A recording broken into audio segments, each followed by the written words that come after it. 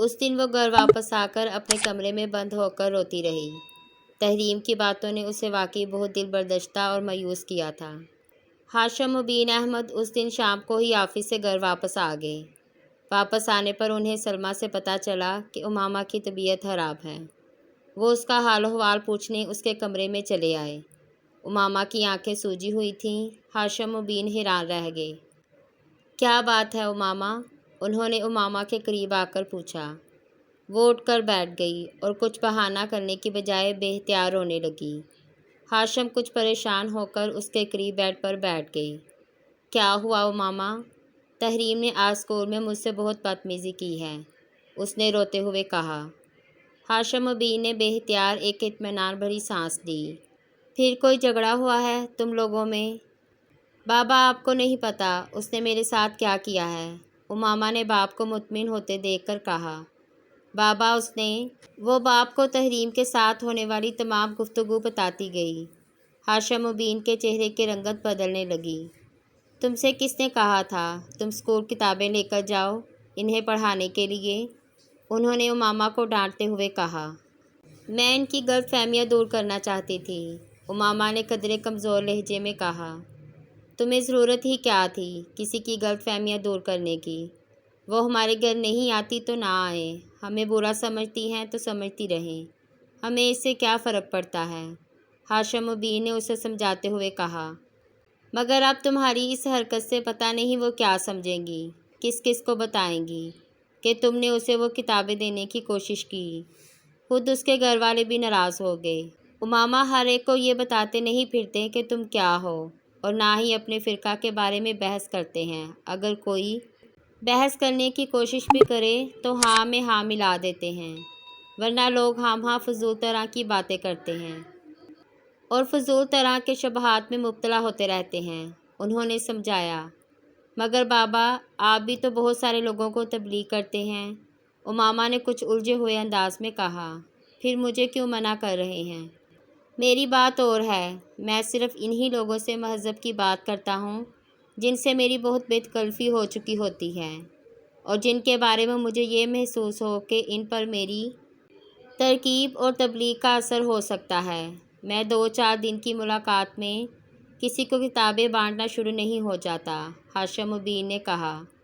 بابا ان سے میری دوستی 2-4 دن کی نہیں ہے، ہم کئی سالوں سے دوست ہیں، امامہ نے اعتراض کیا۔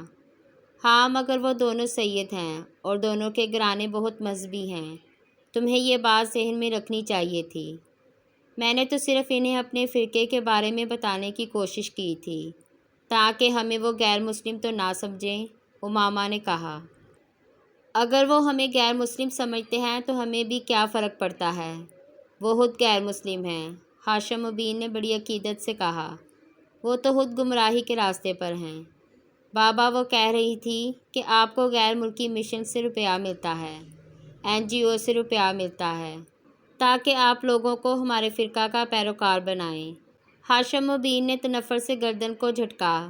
مجھے صرف اپنی جماعت سے روپیہ ملتا ہے، اور وہ بھی وہ روپیہ ہوتا ہے جو ہماری اپنی کمیونٹی اندرون ملک اور بیرون ملک سے اکٹھا کرتی ہے۔ ہمارے پاس اپنے روپے کی کیا کمی ہے؟ ہماری اپنی فیکٹریز نہیں ہیں کیا؟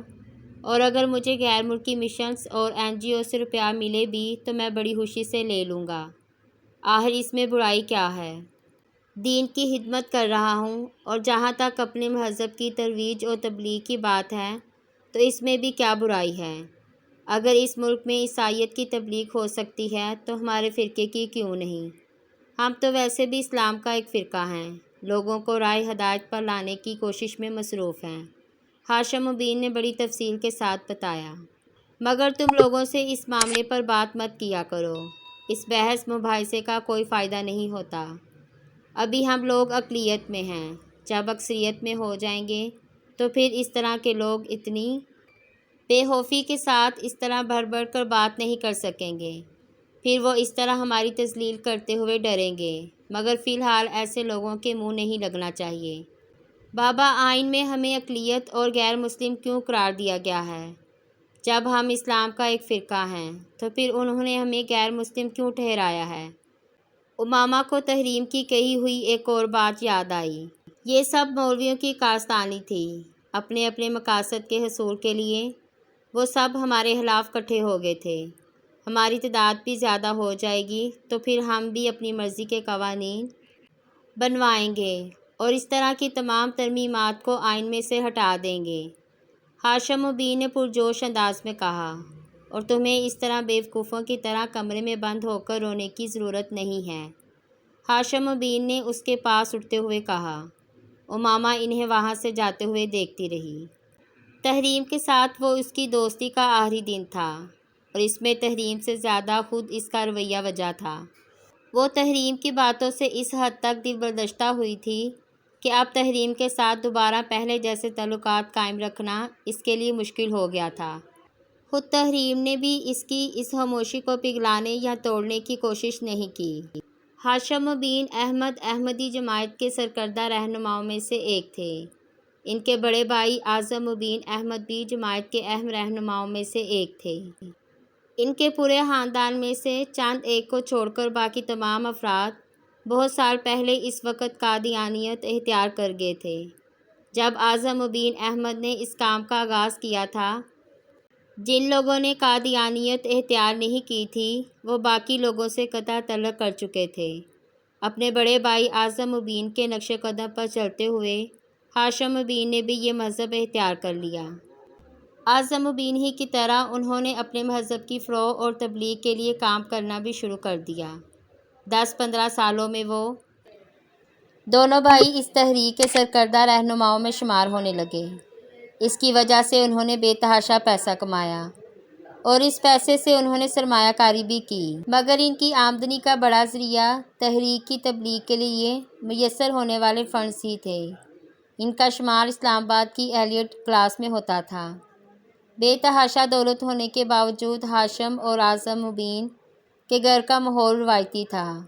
ان کی خواتین باقاعدہ پردہ کیا کرتی تھیں، مگر اس کا یہ مطلب نہیں تھا کہ ان خواتین پر ناروا پابندیاں یا کسی قسم کا جبر روا رکھا گیا تھا۔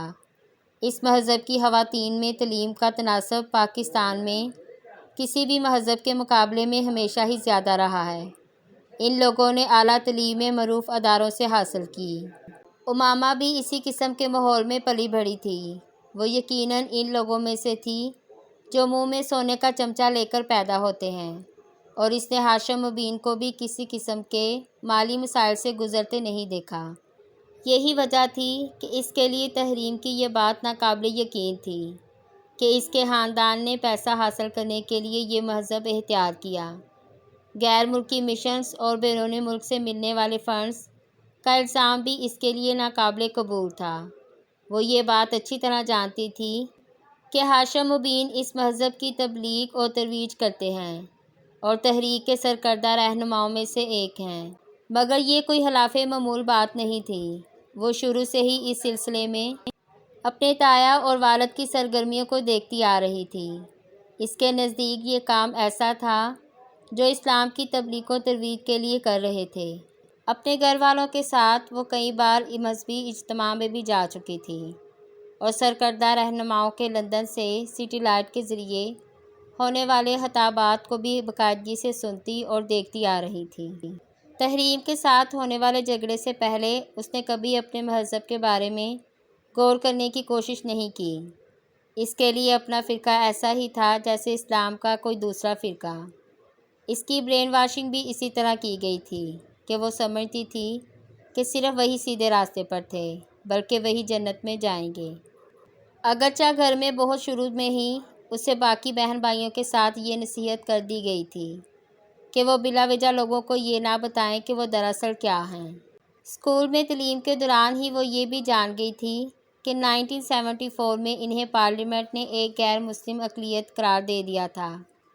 وہ سمجھتی تھی کہ یہ مذہبی دعووں میں آ کر کیا جانے والا ایک سیاسی فیصلہ ہے، مگر تحریم کے ساتھ ہونے والے جھگڑے نے اسے اپنے مذہب کے بارے میں غور کرنے اور سوچنے پر مجبور کر دیا تھا۔ تحریم سے ہونے والے جھگڑے کے بعد ایک تبدیلی جو اس میں آئی وہ اپنے مذہب کا مطالعہ تھا۔ تبلیغی مواد کے علاوہ، ان کتابوں کے علاوہ جنہیں اس مذہب کے ماننے والے مقدس سمجھتے تھے، اس نے اور بھی بہت سی کتابوں کا مطالعہ کرنا شروع کر دیا اور بنیادی طور پر اسی زمانے میں اس کی الجھنوں کا آغاز ہوا، مگر کچھ عرصہ مطالعہ کے بعد اس نے ایک بار پھر ان الجھنوں اور اضطراب کو اپنے ذہن سے جھٹک دیا۔ میٹرک کے فوراً بعد اسجد سے اس کی منگنی ہو گئی۔ وہ اعظم مبین کا بیٹا تھا۔ یہ اگرچہ کوئی محبت کی منگنی نہیں تھی، مگر اس کے باوجود امامہ اور اسجد کی پسند اس رشتے کا باعث بنی تھی۔ نسبت طے ہونے کے بعد اسجد کے لیے امامہ کے دل میں خاص جگہ بن گئی تھی۔ اپنی پسند کے شخص سے نسبت کے بعد اس کا دوسرا ٹارگٹ میڈیکل میں ایڈمیشن تھا اور اسے اس کے بارے میں زیادہ فکر نہیں تھی۔ وہ جانتی تھی کہ اس کے باپ کی پہنچ اتنی ہے کہ اگر وہ میرٹ پر نہ ہوئی تو تب بھی وہ اسے میڈیکل کالج میں داخل کروا سکتے ہیں، اور یہ ممکن نہ ہوتا تو بھی وہ بیرون ملک جا کر میڈیکل کی تعلیم حاصل کر سکتی تھی۔ تم پچھلے کچھ دنوں سے بہت زیادہ پریشان ہو، کوئی پرابلم ہے؟ وسیم نے اس رات امامہ سے پوچھا۔ وہ پچھلے کچھ دنوں سے بہت زیادہ خاموش اور الجھی نظر آ رہی تھی۔ نہیں، ایسی تو کوئی بات نہیں ہے، تمہارا وہم ہے۔ امامہ نے مسکرانے کی کوشش کی۔ خیر، وہم تو نہیں ہے، کوئی نہ کوئی بات تو ہے ضرور، تم بتانا نہیں چاہتی تو اور بات ہے، وسیم نے سر جھٹکتے ہوئے کہا۔ وہ امامہ کے ڈبل بیڈ پر اس سے کچھ فاصلے پر لیٹا ہوا تھا۔ وہ اپنی فائل میں رکھے نوٹس الٹ پلٹ کر رہی تھی۔ وسیم کچھ دیر اس کے جواب کا انتظار کرتا رہا، پھر اس نے ایک بار پھر اسے مخاطب کیا۔ میں نے ٹھیک کہا نا، تم بتانا نہیں چاہتی؟ ہاں، میں فی الحال بتانا نہیں چاہتی، امامہ نے ایک گہرا سانس لے کر اعتراف کیا۔ بتا دو، ہو سکتا ہے میں تمہاری مدد کر سکوں، وسیم نے اسے اکسایا۔ وسیم، میں خود تمہیں بتا دوں گی، مگر فی الحال نہیں، اور اگر مجھے مدد کی ضرورت ہوگی تو میں خود تم سے کہوں گی، اس نے اپنی فائل بند کرتے ہوئے کہا۔ ٹھیک ہے، جیسے تمہاری مرضی، میں تو صرف تمہاری مدد کرنا چاہتا تھا۔ وہ بیڈ سے اٹھ گیا۔ وسیم کا اندازہ بالکل ٹھیک تھا، وہ واقعی جویریہ کے ساتھ اس دن ہونے والے جھگڑے کے بعد سے پریشان تھی۔ اگرچہ جویریہ نے اگلے دن اس سے معذرت کر لی تھی، مگر اس کی الجھن اور اضطراب میں کوئی کمی نہیں آئی تھی۔ جویریہ کی باتوں نے اسے بہت پریشان کر دیا تھا۔ 1-1.5 سال پہلے تحریم کے ساتھ ہونے والا جھگڑا اسے ایک بار پھر یاد آنے لگا تھا، اور اس کے ساتھ ہی اپنے مہذب کے بارے میں ابھرنے والے سوالات اور الجھنیں بھی، جو اس نے اپنے مہذب کا تفصیلی مطالعہ کرنے کے بعد اپنے ذہن میں محسوس کی تھی۔ جویریہ نے کہا تھا، میری زندگی کی سب سے بڑی خواہش یہ ہے کہ کاش تم مسلمان ہوتی۔ مسلمان ہوتی؟ وہ عجیب سی بے یقینی میں مبتلا ہو گئی تھی۔ کیا میں مسلمان نہیں ہوں؟ کیا میری بہترین دوست بھی مجھے مسلمان نہیں مانتی؟ کیا یہ سب کچھ صرف ایک پروپیگنڈا کی وجہ سے ہے جو ہمارے بارے میں کیا جاتا ہے؟ آخر ہمارے ہی بارے میں کیوں یہ سب کچھ کہا جاتا ہے؟ کیا ہم لوگ واقعی کوئی غلط کام کر رہے ہیں، کسی غلط عقیدے کو اختیار کر بیٹھے ہیں؟ مگر یہ کیسے ہو سکتا ہے؟ آخر میرے گھر والے ایسا کیوں کریں گے، اور پھر ہماری ساری کمیونٹی ایسا کیوں کرے گی؟ اور شاید ان سوالوں سے نجات پانے کی ایک کوشش تھی کہ ایک ہفتے بعد اس نے ایک بہت بڑے عالم دین کی قرآن پاک کی تفسیر خریدی۔ وہ جاننا چاہتی تھی کہ ان کے بارے میں دوسرے فریق کا موقف کیا ہے۔ قرآن پاک کا ترجمہ وہ اس سے پہلے بھی پڑھتی رہی تھی، مگر وہ تحریف شدہ حالت میں تھا۔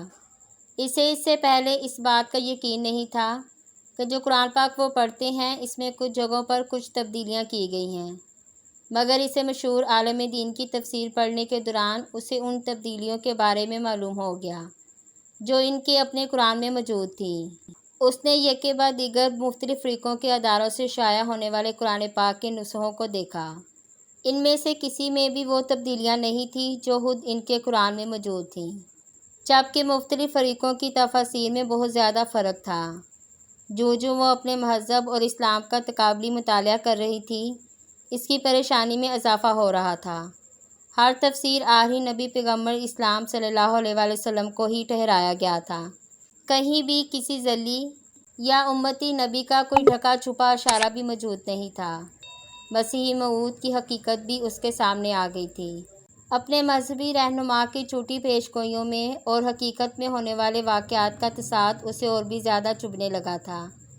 اس کے مذہبی رہنماؤں نے نبوت کا دعویٰ کرنے سے پہلے جن پیغمبر کے بارے میں سب سے زیادہ غیر مہذب زبان استعمال کی تھی وہ خود حضرت عیسیٰ علیہ السلام ہی تھے، اور بعد میں نبوت کا جھوٹا دعویٰ کرنے سے پہلے یہ بھی کہا تھا کہ حضرت عیسیٰ علیہ السلام کی روح کا حلول اس کے اندر ہو گیا ہے، اور اگر اس دعوے کی سچائی کو مان بھی لیا جاتا تو حضرت عیسیٰ علیہ السلام اپنے دوبارہ نزول کے بعد 40 سال تک زندہ رہتے، اور پھر جب ان کا انتقال ہوا تو اسلام پوری دنیا پر غلبہ پا چکا ہوتا، مگر ان رہنما کی وفات کے وقت دنیا میں اسلام کا غلبہ تو ایک طرف، خود ہندوستان میں مسلمان آزادی جیسی نعمت کے لیے ترس رہے تھے۔ امامہ کو اپنے مذہبی رہنما کی گفتگو کے اس انداز پر بھی تعجب ہوتا جو اس نے اپنی مختلف کتابوں میں اپنے مخالفین یا دوسرے انبیاء کرام کے لیے اختیار کیا تھا۔ کیا کوئی نبی اس طرح کی زبان استعمال کر سکتا تھا جس طرح کی بہت غیر محسوس دعوے کرنے والے نے اس کا کی دل تھی۔ اپنے مذہبی لٹریچر اور مقدس کتابوں سے اچاٹ ہونے لگا تھا۔ پہلے جیسا اعتقاد اور یقین تو ایک طرف، اسے سرے سے ان کی صداقت پر شبہ ہونے لگا تھا۔ اس نے جویریہ سے یہ ذکر نہیں کیا تھا کہ وہ اب اپنے مذہب سے ہٹ کر دوسری کتابوں کو پڑھنے لگی تھی۔ اس کے گھر میں بھی کسی اور کو یہ اندازہ نہیں ہوا کہ وہ کس قسم کی کتابیں گھر لا کر پڑھ رہی تھی۔ اس نے انہیں اپنے کمرے میں بہت حفاظت سے چھپا کر رکھا ہوا تھا۔ صرف ایک دن ایسا ہوا کہ وسیم اس کے کمرے میں آ کر اس کی کتابوں میں سے کوئی کتاب ڈھونڈنے لگا۔ وسیم کے ہاتھ سب سے پہلے قرآن پاک کی وہی تفسیر لگی تھی اور وہ جیسے دم بہد رہ گیا تھا۔ یہ کیا ہے امامہ؟ اس نے مڑ کر تعجب سے پوچھا۔ امامہ نے سر اٹھا کر اسے دیکھا اور دھک سے رہ گئی۔ یہ قرآن پاک کی تفسیر ہے، اس نے یکدم اپنی زبان میں ہونے والی لڑکھڑاہٹ پر قابو پاتے ہوئے کہا۔ میں جانتا ہوں، مگر یہ یہاں کیا کر رہی ہے؟ کیا تم اسے خرید کر لائی ہو؟ وسیم نے بڑی سنجیدگی کے ساتھ پوچھا۔ ہاں، میں اسے خرید کر لائی ہوں، مگر تم اتنا پریشان کیوں ہو رہے ہو؟ بابا کو پتہ چلے گا تو وہ کتنا غصہ کریں گے، تمہیں اندازہ ہے؟ ہاں، مجھے اندازہ ہے، مگر مجھے یہ کوئی اتنی قابل اعتراض بات نظر نہیں آتی۔ آخر تمہیں اس کتاب کی ضرورت کیوں پڑی؟ وسیم نے کتاب وہیں رکھ دی۔ کیونکہ میں جاننا چاہتی ہوں کہ دوسرے عقائد کے لوگ آخر قرآن پاک کی کیا تفسیر کر رہے ہیں، ہمارے بارے میں قرآن کے حوالے سے ان کا نقطہ نظر کیا ہے؟ امامہ نے سنجیدگی سے کہا۔ وسیم پلکیں چپکائے بغیر اسے دیکھتا رہا۔ تمہارا دماغ ٹھیک ہے؟ میرا دماغ بالکل ٹھیک ہے، امامہ نے پرسکون انداز میں کہا۔ کیا برائی ہے اگر میں دوسرے مذاہب کے بارے میں جانوں اور ان کے قرآن پاک کی تفسیر پڑھوں؟ ہمیں اس کی ضرورت نہیں ہے، وسیم نے ناراضگی سے کہا۔ تمہیں ضرورت نہیں ہوگی، مجھے ضرورت ہے، امامہ نے دو ٹوک انداز میں کہا۔ میں آنکھیں بند کر کے کسی بھی چیز پر یقین کرنے کی قائل نہیں ہوں، اس نے واضح الفاظ میں کہا۔